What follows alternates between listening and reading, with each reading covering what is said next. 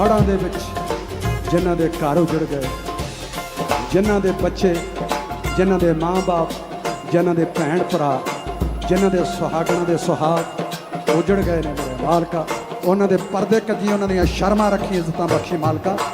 ਕਿਸੇ ਨੂੰ ਇਹੋ ਜਿਹੀਆਂ ਘੜੀਆਂ ਦੇਖਣ ਨਾ ਦੇਈ ਕਿ ਗੁਰੂ ਸਾਹਿਬ ਕਹਿੰਦੇ ਨੇ ਕਿ ਔਖੀ ਘੜੀ ਨਾ ਦੇਖਣ ਦੇ, ਆਪਣਾ ਬਿਰਧ ਸਮਾਂ। ਜੈ ਹੋ ਬਾਬਾ, ਜੈ ਸੱਚੀ ਸਰਕਾਰ ਬਾਬਾ ਮਹਾਰਾਜ ਸ਼ਾਹ ਜੀ, ਜੈ ਬਾਬਾ ਸ਼ੇਰੇ ਸ਼ਾਹ ਜੀ ਮਹਾਰਾਜ ਸੱਚੀ ਸਰਕਾਰ, ਜੈ ਸਾਈਂ ਗੁਲਾਮ ਸ਼ਾਹ ਜੀ ਬਾਬਾ ਸੱਚੀ ਸਰਕਾਰ ਦੀ ਜੈ ਜੈਕਾਰ। ਬਾਪੂ ਜੀ ਮਹਾਰਾਜ ਸੱਚੀ ਸਰਕਾਰ ਦੀ ਜੈ, ਲਾਲ ਬਾਦਸ਼ਾਹ ਸੱਚੀ ਸਰਕਾਰ ਦੀ ਜੈ।